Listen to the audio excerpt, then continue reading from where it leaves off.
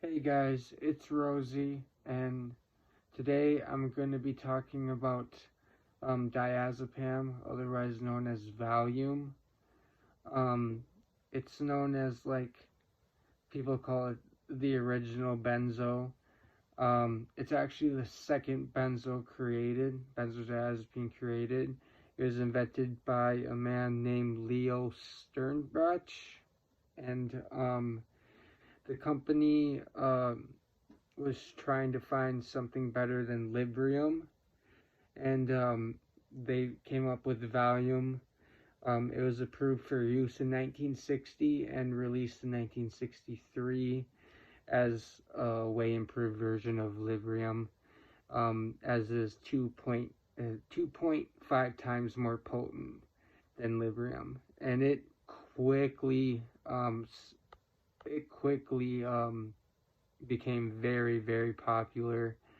Um, it was the number one selling pharmaceutical in the United States from 1969 to 1982, with a peak annual sales in 1978 of 2.3 billion tablets.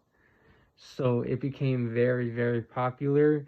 And then also, because of Valium, other benzodiazepines were developed and made, um, because doctors liked prescribing Valium over the barbiturates, which at the time back in the 60s, barbiturates were really all that they had, and they liked it because the benzos were way less dangerous, so they thought back then, at least. Um, Valium is a benzo, so it does have all the same effects as like a regular benzo. Um, it's one of the more weaker benzodiazepines. Um, it's pretty weak. Um, they use it to taper people because it does have a very strong half life, so it lasts for a long time in your GABA receptors. Um, so you're not sick. It's also used for alcohol withdrawals and to treat seizures and stuff of that nature. Um, and then also it's pretty big in the recreational scene. In the 70s, they used to call it Mommy's Little Helpers because back then a lot of mothers stayed at home, and a lot of moms would misuse Valium, and get high off of it.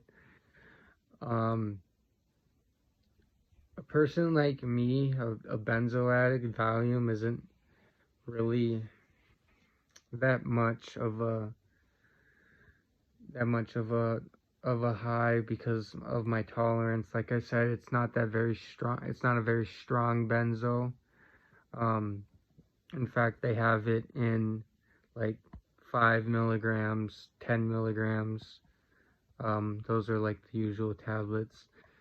Um, but because of Valium, basically benzodiazepines were born. Like, you wouldn't have Xanax or Ativan or Klonopin or any of the benzodiazepines you see today if it wasn't for Valium. And then also, when I do decide that it's time for me to completely get off benzodiazepines, Valium is going to be a lifesaver because it does have a very, very long half-life, like I said. Um, for someone who doesn't use benzos or has a very low benzo tolerance, it's going to make you feel very relaxed. It's going to give you that classic benzo high. I actually really do like the high of Valium. I just have to take a lot of it to feel it. Like, I have to get the 10 milligram ones and take a lot of them. But other than that, I mean, I know people who say that it's their favorite benzodiazepine. It does feel a little different than, I would say, Xanax.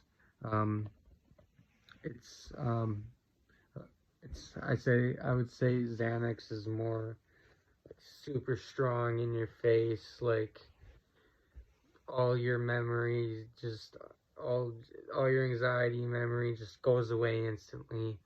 With Valium, you're more sedated and relaxed and just kind of chilled. Um, it's it's pretty fun.